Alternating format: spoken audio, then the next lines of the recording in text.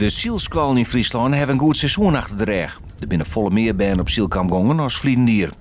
Gewoon bedrijven in haast een kwart meer jonge cursisten. Bij zielskwallen Peen in Nes vinden er een toename van 12%. In de zomer van 2013 was het allereerst ongelooflijk mooi weer. Er waren de windstille dagen op één hand te tellen. En dan beleven cursisten heel veel.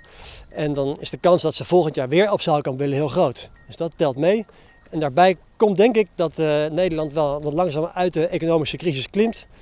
En de mensen gewoon wat meer te besteden hebben. De zielskwallen kregen in juni een klap te verwerken met het faillissement van zeilscholen.nl. Daarna hebben we met de Friese zeilscholen en de provincie het kunnen oppakken door een compensatieregeling voor de cursisten in elkaar te steken. En daarmee is het imago wel weer gered. Maar we gingen wel langs het randje van de afgrond.